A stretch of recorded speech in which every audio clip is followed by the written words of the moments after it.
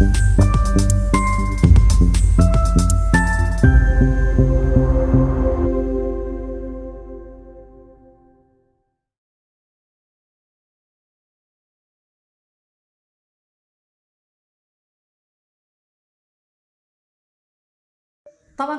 Shalom. Berjumpa lagi dalam YouTube channel Tanya Aja Pasti Ku Jawab. Berikut ini kita akan menyaksikan sebuah diskusi agama bersama dengan apologet Kristen. Di dalam diskusi ini akan membicarakan tentang surga. Apakah surga itu sebenarnya sebuah tempat atau suasana? Nah, melalui video ini kita akan mendapatkan jawabannya. Karena itu, saksikan dari awal sampai habis dan semoga mendapatkan pencerahan ya. Saya mau lebih bertanya tentang ayat di dalam Alkitab sih. Kita percaya ya, yang Kristen ini ada keyakinan bahwa setelah kehidupan di dunia ini, orang-orang yang percaya kepada Tuhan akan dipersatukan kembali dengan orang-orang yang mereka cintai di surga. Nah, kalau di dalam 1 Tesalonika 4 ayat 16-17 ada seperti ini, mengatakan seperti ini. Karena pada waktu tanda itu, pada waktu pengucapan firman, pada waktu bunyi sangkakala Allah, Tuhan sendiri akan turun dari surga, dan orang-orang yang mati dalam Kristus akan lebih dahulu bangkit. Kemudian kita yang hidup, yang masih ada, akan diangkat bersama-sama dengan mereka dalam awan menyongsong Tuhan yang kuasa. Karena yang di luar Kristus disebut orang mati.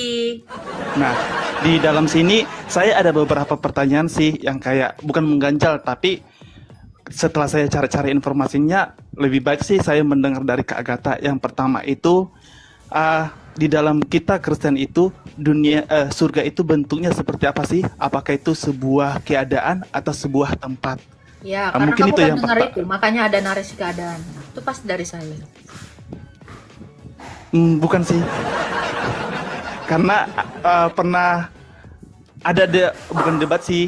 Pernah baca-baca di kolom komentar kayak di YouTube Ya, itu iya, sih. itu semua saya yang kenalin. Karena sebelumnya semua orang Kristen bilang itu tempat. Sebuah Dari 3 dia tahun yang lalu saya udah di demo sama orang Kristen. Karena saya yang memperkenalkan itu. Kenapa? berarti itu sebuah keadaan gitu ya Kak Agatha? Iya dong. Di mana Allah itu berada, manusia itu berada. Yohanes 17 ayat 24. Oke. Nah, setelah kita nanti semisalnya nih dalam keluarga kita itu kan ada tentu ada Nah, ayah, ini ibu, dulu Tesalonika tadi. Oh, paham oke. nggak itu? Kita yang hidup, yang ada, berarti kita adalah orang hidup, orang-orang yang di dalam Kristus. Lebih dahulu dibangkitkan dibandingkan orang-orang mati. Yohanes 11 ayat 25, semua orang Kristen mau dia mati, dia akan tetap akan disebut adalah orang hidup. Ya, ketika Yesus itu datang, sangkakala dibunyikan, hari kebangkitan itu. Kita yang hidup ini, yang di dalam Kristus, jelas sekali dikatakan, yang hidup yang masih ada karena di dalam Kristus, itu yang pertama sekali dibangkitkan. Lalu orang non-Kristen itu juga dibangkitkan untuk dihukum. Itu maksud Tesalonika tadi. Jadi nggak ada rapture-rapturean itu. Oke, Kak Agatha, terima kasih tanggapannya. Oke. Selanjutnya nih, semisalnya nih di dalam keluarga kan tentu ada ayah, ibu dan anaknya. Nah, setelah kita nanti semisalnya ada yang naik ke surga dari keluarga ini, apakah kita akan mengenalnya kembali di dalam kerajaan surga? Ya, Lukas 16 dari ayat 19. Nah, Kita harus mengenal semuanya. Makanya itu pentingnya orang Kristen ini mengenal nabi-nabi sebelumnya. Orang-orang kudus. Kenalan. Lu jangan cuma kenal bapak lo aja sama emak lo. Lu harus mengenal orang-orang kudus, orang-orang terdahulu. Sebab apa? Semua yang satu di dalam Kristus itu akan dipersatukan. Itulah gereja yang satu. Mereka juga satu gereja dengan kita. Karena kita adalah gereja yang satu. Itu. Oke Kak, selanjutnya tentu kita yang keluarga kita yang kita cintai yang terlebih dahulu meninggal ibaratnya gitu kan, kita selalu kayak kangen akan keadaannya pada saat dia masih hidup. Nah, kita berharap kita sama-sama masuk surga. Semisalnya kita berdua masuk surga, apakah saya akan merasakan rasa gembira, rasa sedih, atau rasa bagaimana? 1 Korintus 2 ayat 9. 1 Korintus 2 ayat 9. Yang naikkan saya Kak, kirim permintaan aja Raja. Bentar ya. Tetapi seperti ada tertulis, apa yang tidak pernah dilihat oleh mata dan tidak pernah didengar oleh telinga dan tidak pernah timbul dalam hati manusia, semua itu disediakan Allah untuk mereka yang mengasihinya. Nah, itu. Apakah kita akan memiliki perasaan yang sama? Nanti semua akan disediakan Allah. Yang penting adalah sekarang kamu berjaga-jaga untuk menyambut mempelai laki-laki kita, yaitu Kristus Yesus. Itu. Jadi seperti apa Kak yang akan kita rasakan? Ada juga di dalam Alkitab dikatakan, tidak ada duka cita, tidak ada ratap tangis. Itu, disitulah sorga. Seperti itulah keadaannya.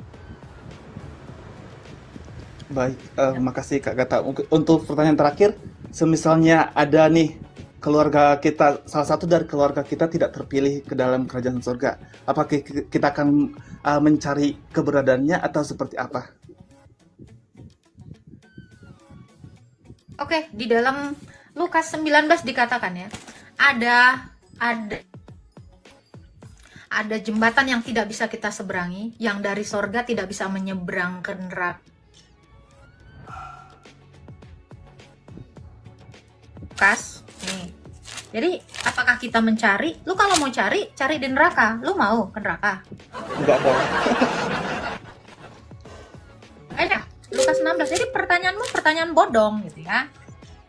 Nih, dikatakan ya di dalam Lukas 16 dikatakan ya. Mandang ke atas. Oke, ayat 26. Selain itu, di antara kami dan kamu terbentang jurang yang tak terseberangi, supaya mereka yang mau pergi dari sini ke situ, mereka tidak dapat menyeberang. Gitu. Ini ada jurang yang tidak bisa kita seberangi. Kamu mau nyeberang? Gak bisa. Jadi kalau kamu sudah ada di sorga, serius kamu mau nyeberang ke neraka? Tidak dong Kak, karena tujuan kita Sudah, kan ngapain kau cari yang binasa? Apa yang harus kau lakukan mulai detik ini? Beritakan firman Tuhan yang benar dan lakukan, supaya bisa sama-sama kita berada di Firdaus. Itu supaya kita tidak ada jurang di antara kita yang memisahkan kita. Itu yang bisa kamu lakukan, dan ini yang sedang saya lakukan. Kasihan ini yang di bawah-bawah ini, nanti mereka ke Tartarus. Makanya saya suruh dulu baptis yang benar. Nanti begitu ada jurang di antara kita, saya mumpung lagi hidup nih, saya kasih tahu nih ya, teman-teman Kristen yang di bawah ini ya, jangan sampai kamu itu ke Tartarus. Nanti ada jurang di antara kita. Dan nanti saya lihat dari bawah, dari atas ya kan. Ya ampun, kasihannya si Rojak. Ya ampun, si Winter ada di bawah. Nah, gitu Nathan. Jadi, apakah bisa menyeberang? Gak bisa nyeberang. Tapi kita akan melihat mereka seperti apa nanti tersiksa di bawah. Apalagi Rojak yang di bawah ini. Ya, silakan Nathan, ada lagi. Makasih Kak. Saya sih sebenarnya cuma mau sedikit sharing aja ya. Saya sih sebenarnya mendalami Alkitab walaupun tidak sedalam Kak Agatha ya, atau yang lainnya. Gak ada gunanya mendalami Alkitab, tetapi melakukan. Ya. Itulah yang terpenting. Makasih Kak. Halo Kak Agatha. Iya, silakan. Ada yang mau ditanya? Apa? Gini. Saya pernah mendengar tentang Nabi Yunus. Di satu sisi dari pihak Kristen yang lain atau pihak apa istilahnya, ada mengatakan Yunus itu. Kamu nanya aja di sini, jangan kamu narasi orang. Kalau kamu tanya sini, tanya Alkitab, bukan tanya narasi orang. Iya, oke. Siap. Iya. Maksud saya gini, menurut Alkitab itu Nabi Yunus pas diperutikan mati atau tidak itu? Ya mati dong. Kalau dia nggak mati, Yesus nggak mati dong. Nih, kamu baca. Kok menurut si ini, menurut Alkitab, baca. Baik. Tapi pas Alah, Makanya kau baca dulu. Yunus cuma 4 pasal pun kau nggak sanggup baca. Baca dulu. Saya nggak mau menjelaskan pendapat orang. Saya nggak urusin sampah-sampah masyarakat. Saya akan baca sendiri Alkitabnya. Yunus itu PL atau PB ya? PL. Yunus itu Taurat nggak sih? Gue takutnya Yunus itu Taurat ya. Soalnya Yeremia kemarin Taurat katanya. Gimana dong? Aduh, silakan Yunus baca. Jadi untuk orang-orang yang bilang ya, Yunus tuh nggak mati, gitu ya. Kita baca Yunus 2. Oke. Kita baca dari ayat yang keempat ya. Abang punya kitab Yunus?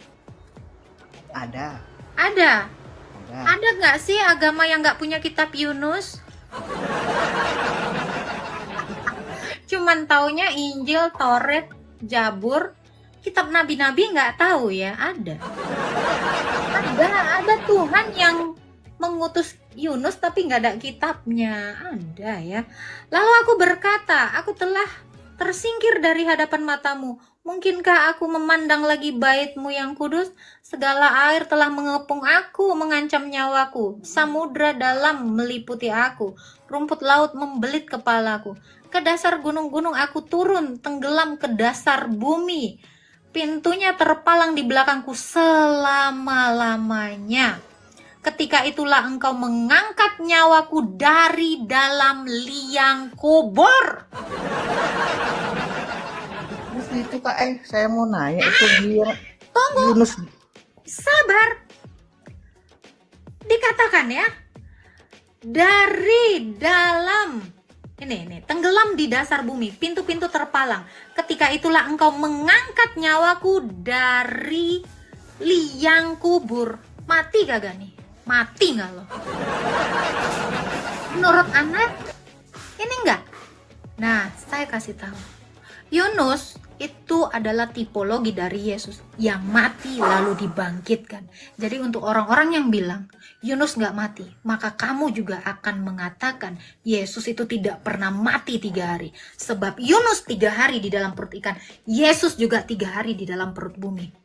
Jadi kalau ada orang yang mengatakan Yunus tidak mati, kamu memfitnah juga Yesus yang adalah tipologi dari Yunus tidak mati.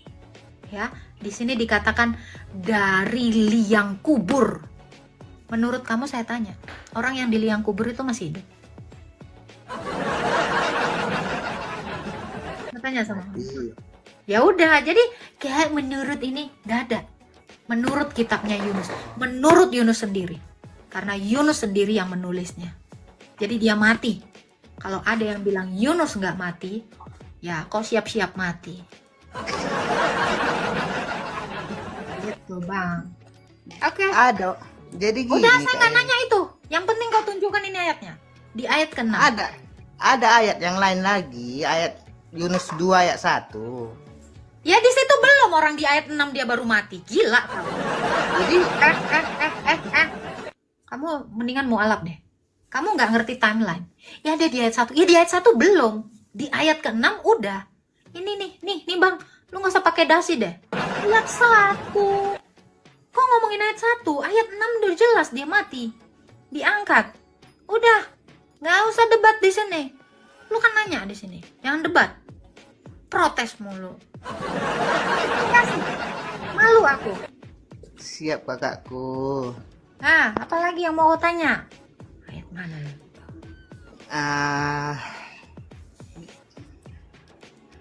Dalam akhir zaman gimana? Kan kami kan dari ada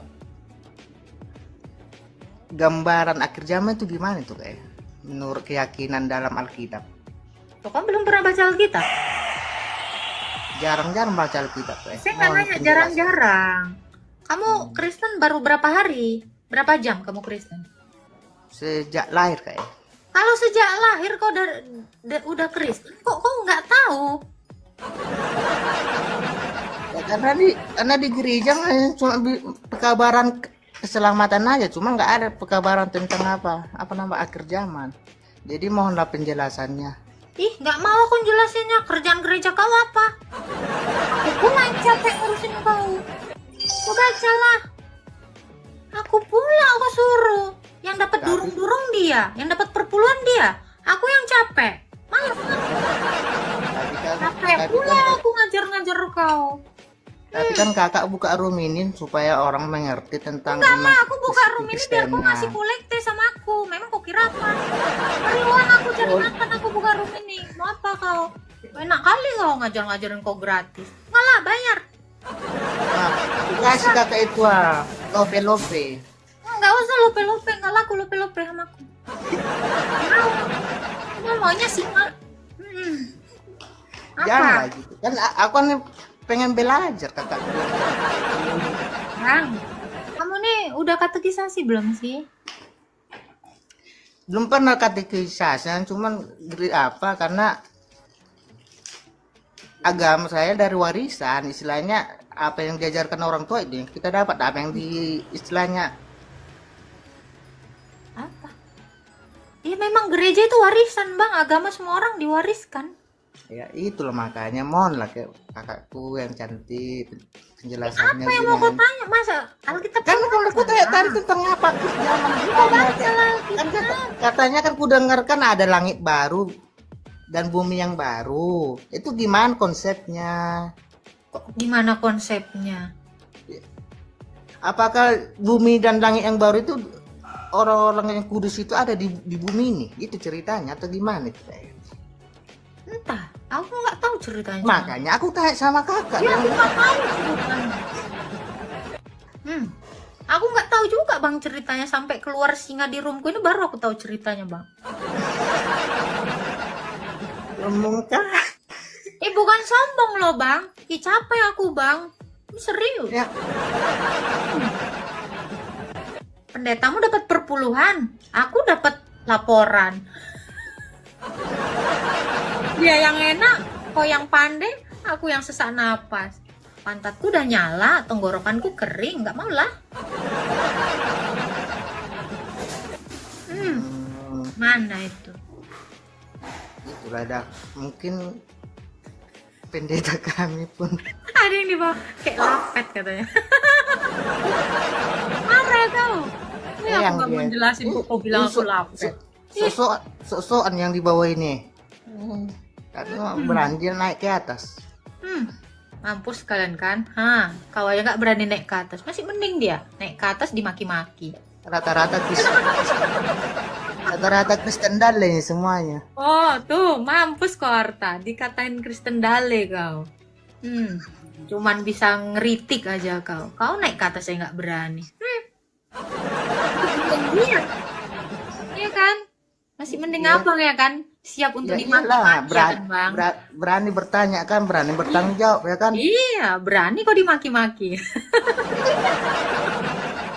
Yang di bawah tak. Apa yang mau aku tanya bang? Aduh, kasihan pula aku nengok dia kan. Tentang apa ini apa namanya? Apalagi nih, lupa pula. Tadi udah ingat, sekarang udah lupa pula ini. Apa yang harus tanya ini? Langit yang baru dan bumi yang baru. Iya, itu gimana konsepnya itu Maulah penjelasannya. Karena pendeta kan nggak pernah menerangkan, hanya cuma kasih Tuhan Yesus itu selama-lamanya katanya. Tapi nggak pernah menerangkan tentang akhir zaman. Ada kok di Alkitab. Kok kau salahkan? Iya, memang ada di Alkitab kan. Cuma Udah tahunya kok di Alkitab ada. Terus kenapa lo kok tanya sama aku? ya kan di Alkitab mah cuma bumi baru dan langit baru, itu konsepnya gimana? Itu yang tertulis Ada di ayat Alkitab. berikutnya dikatakan seperti di zaman Nuh, dosa itu dihapuskan oleh Allah melalui air bah. Sehingga bumi itu menjadi bumi yang baru dan langit yang baru. Gitu. Kau cuma tahu satu ayat, nggak kau baca ayat di bawahnya. Jadi bumi yang baru itu tetap di bumi ini atau di sorga itu? Ya, tetap di bumi. Kok di bumi sama di sorga? Di bumi sama sorga aja beda. Makanya aku tanya atau bumi atau surga atau bukan di bumi sorga Ya, atau bumi atau sorga berarti udah beda. Jadi kalau di bumi ya tetap di bumi. Kita nanti ini semuanya akan tetap berada di bumi ini.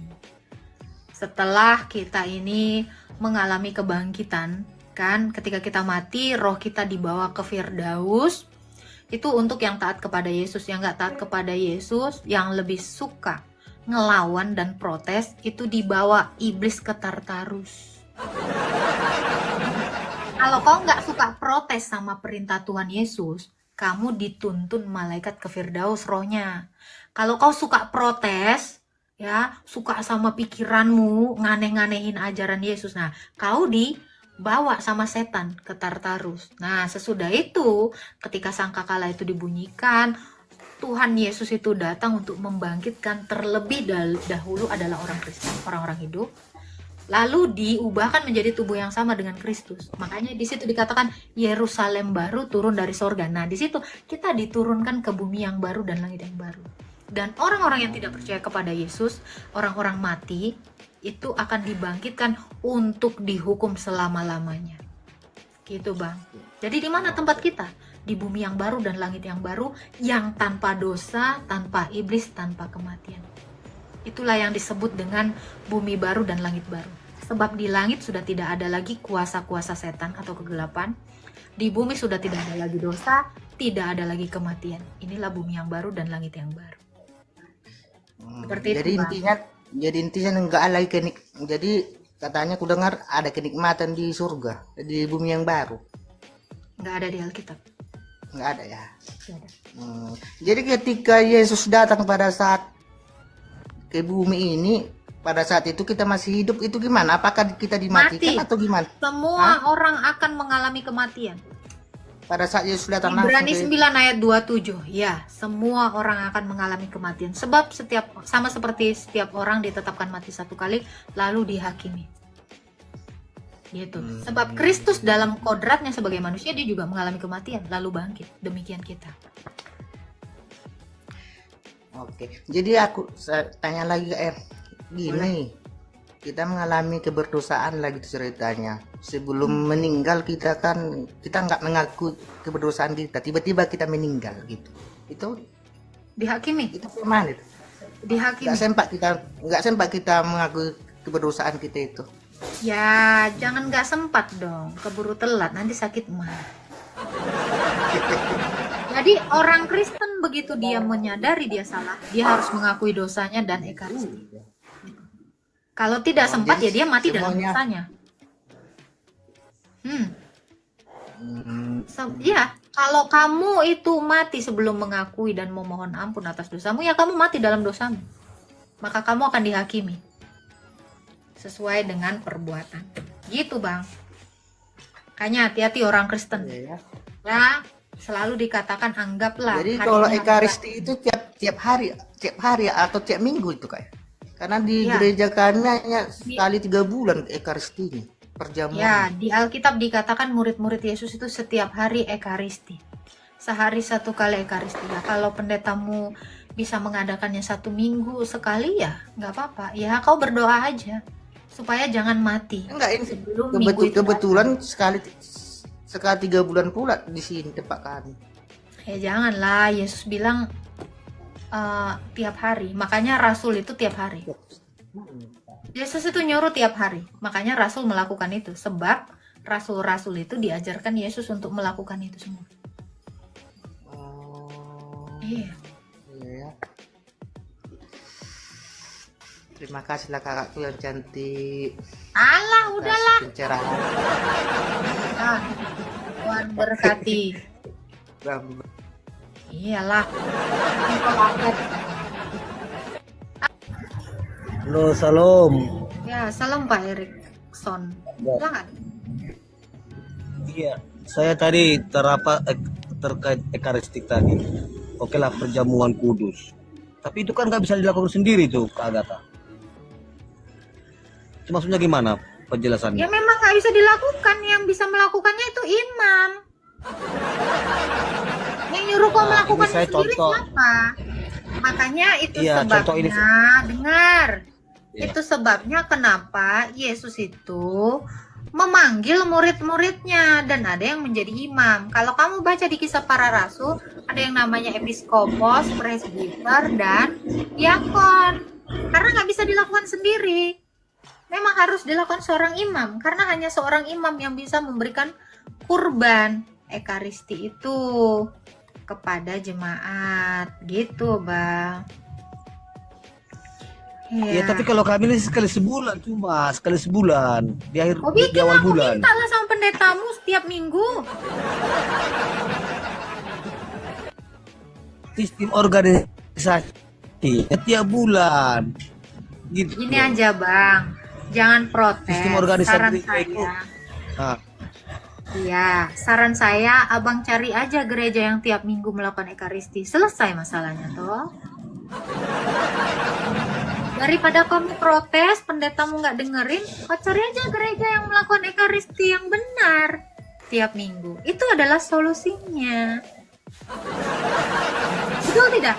Daripada kamu mengkritik, carilah gereja yang melakukan ekaristi seperti di ortodoks. Selesai toh. Ya kan? Ingat kata Tuhan Yesus, jangan menghakimi. Itu. Kalian jangan berisik lah, woi, biar penuh gerejaku. Kan mau cari umat. Itu. Apa gunanya gue capek-capek dibayar kagak? Iya, buat apa ya? Buat umat lah. Itu. Gimana, Bang? Kan abang udah tahu yang benar nih. Udah lakukanlah yang benar. Kalau tidak bisa kamu lakukan di gerejamu, carilah gereja yang bisa melakukan ekaristi itu. Sebab apa? Keselamatanmu itu lebih penting. Daripada kamu sudah percaya kepada Kristus tetapi kamu tidak taat. Ya apa bedanya kamu dengan RT 6? Dihakimi juga. Hakimi. jadi menurut Kak Agatha bisa ada pengampunan dosa itu setelah perjamuan kudus gitu. Iya dong, penghapusan dosa itu melalui kurban ekaristi.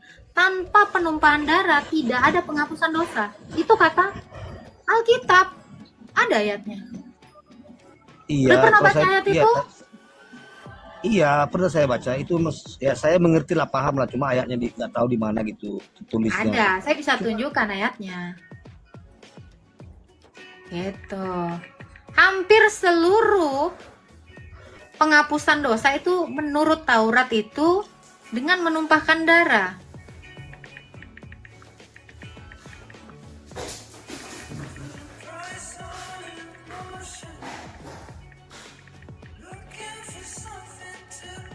Nih, ayatnya Bang.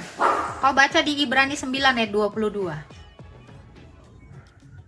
Hampir segala sesuatu disucikan menurut hukum Taurat dengan darah, dan tanpa penumpahan darah tidak ada pengampunan. Jadi bagaimana kita Ibrani- mau diampuni? Ya melalui ekaristi, melalui kurban. Itu. Ibrani berapa tadi Kak Agatha? Ibrani 9 ayat 22. 9 ayat Nah, 22. nih Ibrani ini menjelaskan tentang tugas imam ya, keimamatan. Rasul Paulus menjelaskan seperti apa keimamatan itu, seperti apa kurban itu di dalam kitab Ibrani. Makanya kalian baca deh. Serius, ini keren banget kitab Ibrani ini. Ini bicara tentang imam. Tentang Kristus yang adalah seorang imam. Tapi mohon maaf Kak Agatha, denominasi yang masih di Indonesia inilah saya bilang itu kebanyakan masih sekali sebulan. Kita tidak usah mengkritik apapun Bang. Tetapi karena kamu sudah belajar di tempat saya, kita tidak perlu menghakimi orang. Tetapi kalau kamu mau selamat, mau melakukan apa yang diperintahkan Yesus, cari aja gereja yang bisa melakukan ekaristi atau kurban yang benar itu, supaya kamu diampuni dosanya. Itu aja. Kita tidak usah menghakimi orang, tetapi perubahan itu harus dari dirimu. Kita tidak bisa menyuruh orang lain untuk berubah, tetapi mari kita sendiri yang berubah. Seperti itu. Gitu. Ada lagi Pak? Itu aja Kak Agatha. Terima kasih ya untuk penjelasannya. Ya, Tuhan memberkati. Salam. Salam, selamat. Iya, jadi kalau kamu masih mau diampuni dosanya, ya udah. Karena Yesus bilang jangan menghakimi, kita nggak usah menghakimi. Tetapi ketika kamu sudah tahu yang benar, lakukan yang benar. Gitu ya. Ya gue harus ngajak semua orang ke ortodoks dong. Itu tujuan gue live. Serius. Makanya gue nggak dibayar. Gue nggak dibayar romo gue, nggak dibayar gereja gue. Gue untuk apa? Ya supaya orang itu selamat. Gitu loh. Menerima ajaran yang benar. Kalau kalian nggak mau selamat ya nggak apa-apa. Karena kasih saya lah, makanya saya live. Emang kok kira gara-gara apa? Duit? Gak ada yang bayar gua. Kagak ada, serius. Gak ada yang nyuruh-nyuruh gua khotbah terus ntar ditransferin. Gak ada. Orientasi saya biar gereja saya penuh. Biar orang-orang itu bisa mendapatkan ajaran yang benar. Bukan cuman mendengar aja gitu. Karena mendengar tanpa melakukan, kalian itu orang munafik. Serius. Kenapa? Kalian suka mendengarkan firman tapi kalian bukan menjadi pelaku firman. Apa gunanya? Betul nggak? Apa faedahnya? Tuhan mate lu sehat. Iya dong, daripada diserupain. Iya, Tuhan saya memang mate. Bukan nggak mati. Kenapa? Dia harus mati supaya dia menyelamatkan orang mati. Kalau dia tidak turun ke dunia orang mati, gimana dia menyelamatkan orang mati? Itu cara kerjanya. Ya, itu cara kerja Tuhan saya. Jadi ketika dikatakan Tuhan saya menyelamatkan orang mati, dia benar-benar turun. Logis. Jadi kalau ada Tuhan ngaku menyelamatkan orang yang mati, tapi nggak pernah turun ke dunia orang mati, untuk apa? Tuhan kita bangkit, Kak. Tahu gua. Siapa yang bilang nggak tahu? Itu loh. Di Kaban Jahe ada nggak Kak gereja ortodok? Nggak ada bang. Ada yang di Simalingkar kalau nggak salah. Halo Kak Agatha. Halo Die Supri. Silakan. Salam toleransi Kak. Salam toleransi. Ya Kak, mau bertanya aja nih Kak, maaf setidak pengetahuan saya nih Kak. Silakan. Halo, Ya, apa yang mau ditanyakan? mau nanya aja Kak, kan saya pernah lihat di apa ya, di algoritma TikTok saya itu muncul di Matius 7 ayat 21-23. Saya minta pemahamannya aja sih Kak, penjelasannya. Pandangan Kakak gimana itu Kak? Ya, di dalam Matius 7 itu ada guru-guru yang mengajarkan kesesatan. Ya, ada Oke. ada pendeta, ada orang Kristen yang mengajarkan yang sesat, atau di situ bahkan ada nabi palsu ya. Ada rasul palsu yang mengajarkan kesesatan. Makanya Yesus di situ dengan tegas mengatakan, kalau kamu mau masuk ke dalam kerajaan Allah, nggak bisa hanya berseru-seru saja Tuhan Tuhan. Ya, kamu juga harus taat. Mentaati artinya mengerjakan semuanya. Itu maksudnya. Jadi kalau ada Kristen tapi mengajarkan yang tidak benar, mereka juga tidak akan diselamatkan oleh Tuhan Yesus. Itu. Jadi jadi orang Kristen itu harus mengajarkan yang benar.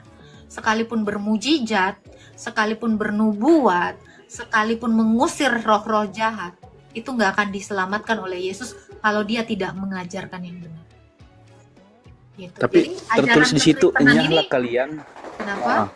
Oke. Gimana? Tertulis di situ kan Kak, berobat menyebut namaku, Berobat, meminta pertolongan bernubuat, menyebut namaku. berobat. Ya gitu. Bernubuat, bukan berobat. Iya, menyembuhkan orang sakit pun kebanyakan mereka Iya kan kan, selalu makanya menyebut saya bilang namanya. bernubuat artinya itu nabi palsu, karena hanya nabi palsu yang bernubuat. Nabi itu bernubuat, makanya Oke. sekalipun nabi itu bernubuat ya, tetapi dia tidak taat kepada ajaran Tuhan Yesus, mereka itu tidak dikenal Yesus dan dihardik. Gitu. Jadi kalau ada ngaku nabi, Oke. tapi dia tidak melakukan yang diperintahkan Tuhan Yesus, ya mereka itu dinyatakan enyeh di hadapan Tuhan. Gitu. Jadi orang Kristen itu harus ajarannya dulu yang benar. Mujizat itu nggak penting, tetapi taat, ketaatan itulah yang dibenarkan oleh Tuhan. Itu Bang, maksud dari ayat itu.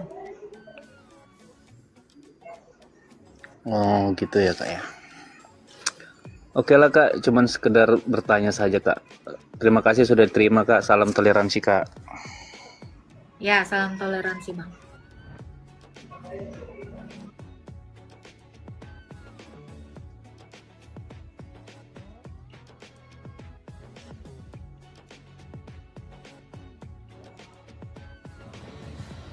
Halo, Rizal, silakan. Ya, Di halo Sulteng juga. ada. Kalian gini ya, untuk teman-teman yang nyari parokinya Gereja Ortodoks Indonesia, kalian search aja ya. Paroki Gereja Ortodoks Indonesia di kota yang mau kalian cari, itu bisa. Nanti kalian search aja. Oh, kakak ortodoks ya? Ya, silakan Bang Rizal. Oke. Itu apakah di zaman kerajaan itu nama Tuhan itu berbeda atau tidak? Zaman kerajaan apa? Ya, Zaman kerajaan apa? akhir zaman. Akhir zaman itu dari Yesus sampai sekarang. Apakah namanya Tuhan itu beda atau tidak? Nama Tuhan, Tuhan Yesus. Oke, baik. Tetapi Tuhan Yesus yang dia ada di zaman kasih karunia itu Tuhan Yesus. Tuhan Yesus tuh sampai segala zaman tetap Tuhan Yesus dipanggil. Kamu baca di dalam Wahyu. Ya, saya tidak baca, saya dengar saja. Tapi di zaman kasih karunia itu namanya Tuhan Zaman Yesus. kasih karunia itu zaman kapan sih? Dari zaman dulu sampai sekarang itu karunia. Dari zamannya Adam udah kasih karunia karena Allah adalah kasih. Segala zaman itu zaman kasih, Bang. Mau apa sih? Jadi begini sis. Oke sis, baik. Terima kasih. Tapi begini sis. Tuhan itu tidak mengulangi perbuatan pekerjaannya, tidak pernah mengulangi, betul ya? Tidak mengulangi. Maksudnya gimana? Contoh, Tuhan menciptakan Adam. Hah? Tuhan menciptakan Adam dari tanah, betul ya? Lalu Menciptakan Hawa dari tanah juga atau dari tulang rusuk? dari Adam, dia diambil dari Adam. Berarti Tuhan tidak mengulangi pekerjaannya kan?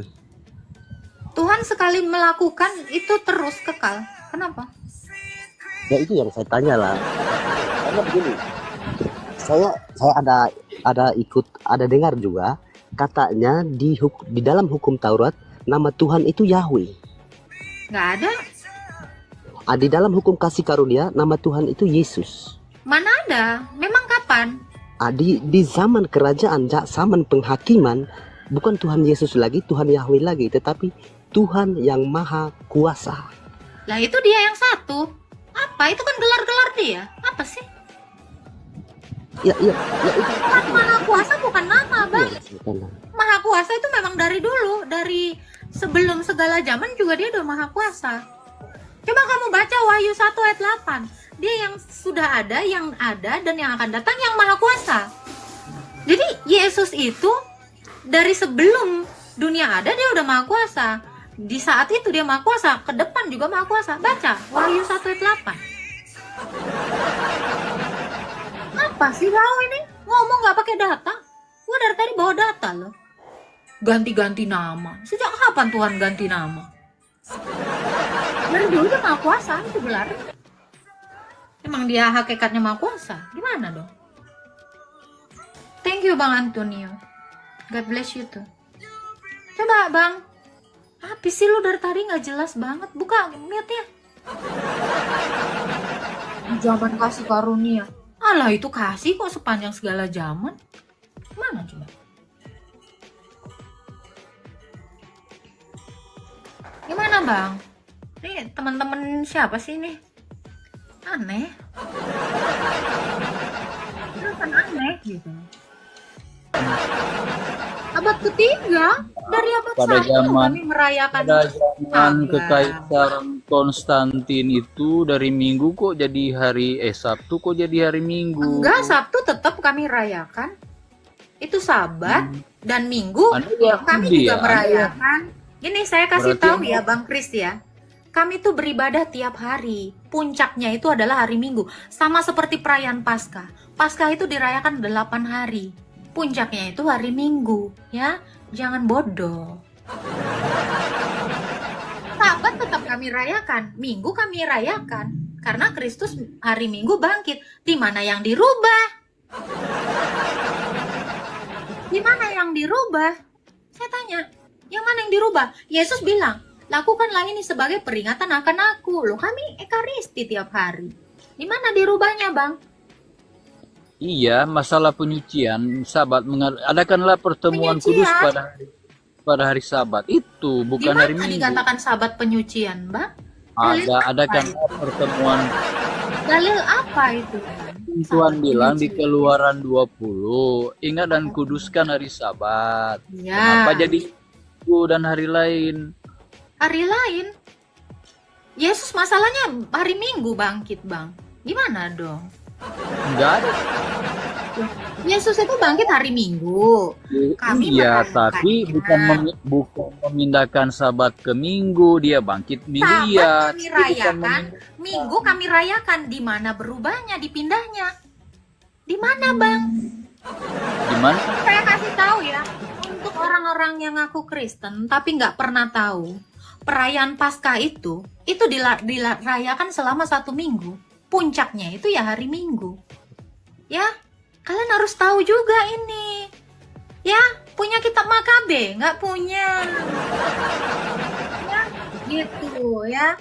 Ini untuk orang-orang yang ngaku pelajar Kristen ya, jangan goblok. Ini ada dalilnya di dalam Alkitab juga.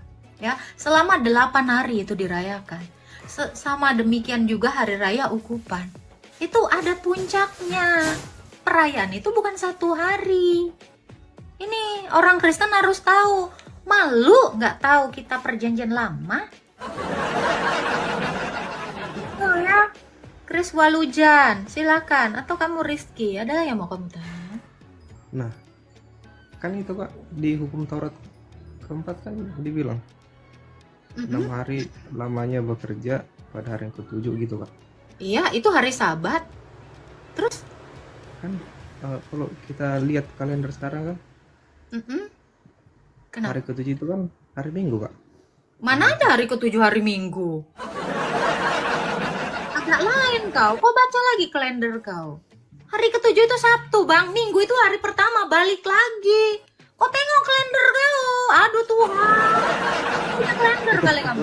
Coba lihat. Minggu itu udah paling depan. Hari pertama, balik lagi. 1. Baru Senin, Selasa, Sabtu, Bang. Yang ketujuh itu Sabtu. Astaga Tuhan. Kau tengoklah Bang kalender, Bang. Kasian pula aku nengok. Kau nggak pernah nengok kalender ya? Iya. Agak lain kau. Nih, baru tahu aku nih. Harus kali ku tunjukkan ya. Nih, ini Minggu di sini. Ini 1, 2, 3, 4, 5, 6, 7. Ini 1, Bang. Baca. Sabtu nggak tuh hari Iya, ketujuh? berarti harus menguduskan Sabat dong kalau Ini hari begitu. apa nih? Ini hari ketujuh nih. Nih, Sabtu. Siapa Iya, bilang Sabtu. kagak? Udahlah kalian ini kalau masih goblok ya, mualaf saya. Bukan goblok. Ya, kalau goblok mualaf aja sayang. Antar kalian ke mualaf center mau? Kalian nengok kalender aja nggak bisa, astaga Tuhan. Ini baru keluar dari goa. Iya, Saya baru itu keluar yang dari Senin dan hari goa. Senin Kak. Kan Paulus kata, Ah, Paulus bilang kan begini. Ada yang menganggap 1 hari lebih penting daripada hari yang lain. Ada yang menganggap semua hari sama. Baru Paulus tekankan hari ketujuh bagi umat Allah. Berarti kalau nak menguduskan hari ketujuh berarti bukan umat Allah berarti. hubungannya apa? Ya kan umat Kristen kan ngaku umat Allah. Kalau tidak menguduskan Sabat berarti tidak bisa disebut umat Allah. Yang mana yang nggak Paulus menguduskan katakan, hari Sabtu? Sekarang saya tanya, yang nggak menguduskan hari Sabtu siapa? Sekarang saya tanya, kau menguduskan hari Sabtu nggak, Bang? ya jangan tanya saya tanya ibu karena ibu guru. Saya mau tanya ibu. Kamu Islam atau kenapa? Kristen? Saya mau tahu dulu, kamu Islam atau Kristen? Saya pelajar Kristen. Oke, kamu menguduskan hari Sabtu nggak? Nggak juga. Ya saya naik. Kamu apa? Menguduskan. Jumatan? Kalau menguduskan Sabtu kan tidak boleh bekerja hari Sabtu di Alkitab. Ibu bekerja mungkin hari Sabtu. Saya enggak, saya dari setiap hari rebahan. Saya tidak kerja bahkan. Gimana Ya, tuh? Anda kan pengajar, makanya kita mau nanya-nanya kenapa hari Sabat dianggap Sabat, tetapi orang bekerja juga hari Sabtu. Ya Anda Kenapa orang kenapa kerja Anda? Anda kerja nggak sih hari Sabtu? orang juga bekerja hari Minggu? Oke, sekarang saya tanya. Jadi, Saya tanya, di dalam 10 perintah Tuhan, ya, siapa yang tidak bekerja? iya, orang Israel itu diperintahkan untuk tidak bekerja pada hari Sabat. Jangan kamu melakukan pekerjaan engkau atau anakmu laki-laki, Oke, anak sekarang saya perempuan, tanya, orang Kristen, orang Israel nggak? orang Kristen. Saya tanya dirimu. Sekarang saya tanya, kau orang Israel? Orang Serius? Kristen bukan Israel, Kamu tetapi orang Yesus. Israel nggak? Makanya Bang, Oh, baca ya. Oke, tidak ada lagi mengajar. Yunani, tidak ada lagi Yahudi. Iya. Makanya kau baca. Sekarang saya tanya, Ya, kalau orang jadi Israel, Kristen, apa orang Kristen tidak perlu memelihara Sabat karena sudah Kristen? kamu memangnya memelihara hari Sabat? Enggak kan orang Saya tanya kamu, gini ya. Kamu menghakimi orang, tapi saya pastikan kamu orang Advent. Kamu juga nggak menguruskan hari Sabat. Saya yakin itu. Banyak kali cerita kau. Gini ya Bang ya. Pembohong memang lebih suka membohongi orang lain. Tapi yang paling miris dari pembohong adalah membohongi dirinya sendiri. Itu ya. Sangat-sangat miris kalau orang membohongi dirinya sendiri. Kalau saya dibohongi orang lain, it's okay. Tapi kamu mau mencari celah orang lain, tapi dirimu itu ternyata tercela. Silakan Rizky, kamu manusia nggak kepake, mualaf aja, ya, menjijikkan manusia. Ada lagi Kak, Silakan. kan awalnya itu gereja mula-mula kan itu Katolik Kak. Di mana ceritanya ada gereja mula-mula judulnya Katolik? Mana judulnya? Gak ada. Yesus nggak pernah melabeli gerejanya itu Katolik. Gimana ceritanya? Gimana? Di sini kalau bernarasi bisa dipertanggungjawabkan, udah saya bilang. Di sini tidak boleh sembarangan bernarasi busuk. Kenapa? Karena yang menyaksikan 1000 orang lebih, ya. Jadi setiap kali kamu berkata-kata, jangan menyesatkan orang. Saya nggak suka. Udah kau sesat, nyesatin orang. Jangan so tahu. Silakan Rizky. Kan yang dikatakan Tuhan Yesus kepada Petrus itu kan Kak. Ya, emangnya Petrus ini gereja Katolik? Maka Petrus pernah mengakui dirinya gereja Katolik? Udah nggak? Kalau nggak ada ya udah. Orang Petrusnya aja nggak pernah bilang saya gereja Katolik. HKBP Petrus. Mana? Itu apa ya? Ah, Yang kan Alkitab itu dikanonkan di abad ketiga kalau nggak salah ya Kak. salah. Bukan kalau nggak salah, emang salah. Tuh kan, nggak tahu kamu apa-apa. Saya Ini bilang, Kak, masalah pengkanonannya ini Kak. nggak ada yang masalah di kanon. Orang udah terjadi kok dimasalahin. Kan yang di kakak sama yang Protestan kan beda nih Kak, ada tambahan setelah Maleakhi kan Kak. Nah, Siapa yang bilang ada tambahan? itu yang di Deuterokanonika Kak, yang setelah Maleakhi kan ada itu. Loh, kamu bicara konsili memang Deuterokanonika itu ada sebelum ada Protestan. Gimana sih? Protestannya belum ada. Gereja sudah mengkanonnya Septuaginta itu. Apa yang ditambah? Kepala kau yang ditambah. Tapi yang di Protestan itu kan nggak ada, jadi nggak ada Kak itu yang setelah Maleakhi itu. Terus siapa yang nambahin? Orang kalau nggak ada dikurangin, kok ditambah? orang yang udah sebelumnya ada, lalu yang berikutnya nggak ada yang dikurangi, terus yang ini yang kau bilang ditambahin, orang sebelumnya ada. Gitu Kak, maksud saya. Jadi apakah itu 2 kali pengkanonan atau bagaimana? Nggak ada kanon itu, nggak ada 2 kali. Terus kenapa bisa dikurangin Kak? Jadi Ya kau tanya yang ngurangin, kita mah nggak ada yang ngurangin kok. Kita nggak ada yang ngurangin yang kau tanya, kok aku pula kau tanya. Loh, aku udah lurus, ada orang yang nggak lurus, yang kau tanya yang lurus. Kenapa yang kau tuh nggak kurang, nggak lurus? Ya kau tanyalah dia. Nggak kau tanya. Gimana? Katanya itu bukan ilham dari Allah sendiri Kak, dibilang kitab itu. Bukan ilham dari? Allah sendiri, bukan diilhamkan. Kalau bukan ilham dari Allah sendiri, terus apa namanya? Oh, cuma sejarah-sejarah doang gitu Kak. Terus apa Terus masalahnya? yang lain. Jadi dibilang itu nggak penting gitu Kak. Ya udah, kalau nggak penting, kalian tahu nggak? 25 Desember itu ada di dalam kitab yang nggak penting itu.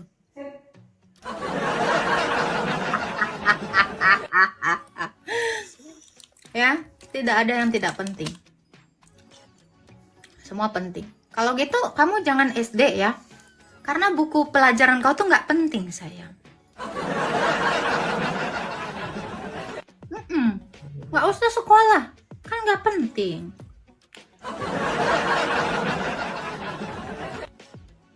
Gimana Rizky? Penting nggak?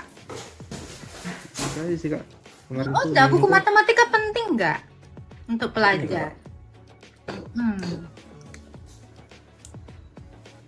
Jadi kan bertanya itu apakah 2 kali pengkanonan atau bagaimana? Nggak ada. Gitu, Kak. Kanon itu memang beberapa kali, tapi sudah selesai di dalam Konsili Kartago. Abad 4 ya, bukan abad 3.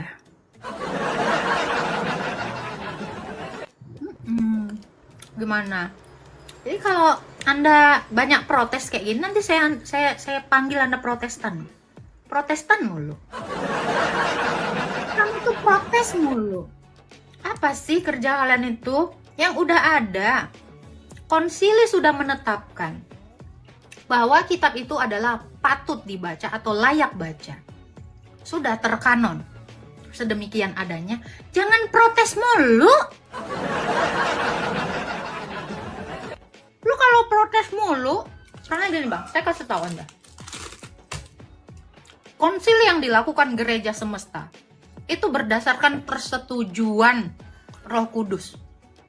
Allah sendiri menyetujui itu. Jadi jangan protes.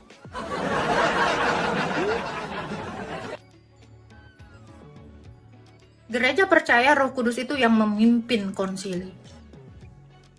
Jadi jangan budayakan protes mulu. Lu kalau protes mulu nggak jadi murid yang baik, nggak jadi murid Yesus. Paham?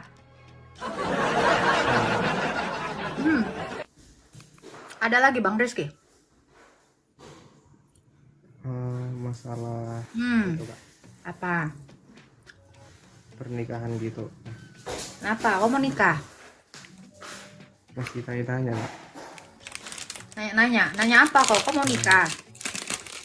Kan ada beberapa dibilang tuh apa yang dipersatukan itu tidak boleh dipisahkan oleh manusia gitu kan gitu Kak. Tapi Iyalah, nggak boleh diceraikan pelakor. Nggak boleh diceraikan mertua. ada Nggak kecualinya boleh nih, Kak. diceraikan gundik. Itu dong. Kan ada kecualinya nih Kak, kecuali berzina gitu. Nah itu Gimana dalilnya? Gimana dalilnya apa yang dipersatukan Allah tidak boleh diceraikan manusia kecuali berzina? Ini dalil apa ini bang?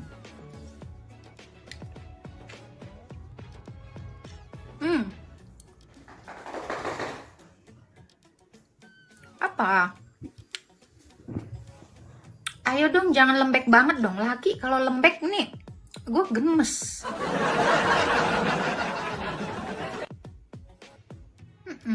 Kemana? Ada.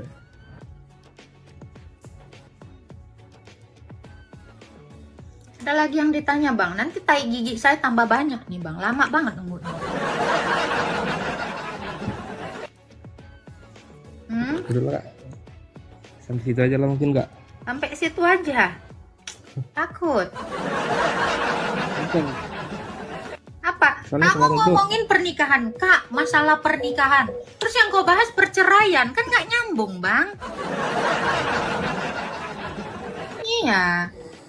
Kan soalnya kebanyakan masa iya ada tuh yang bilang, kan saya tanya-tanya juga kan Kak, apa lo gitu itu kan katanya itu banyak yang tanya itu masa iya kalau udah nggak apa lagi tetap ditahankan kan gitu. Nah terus ada yang bilang tuh kecuali berzina gitu. Makanya saya tanya tuh sama kakak juga, saya tanya sama kakak gitu Kak.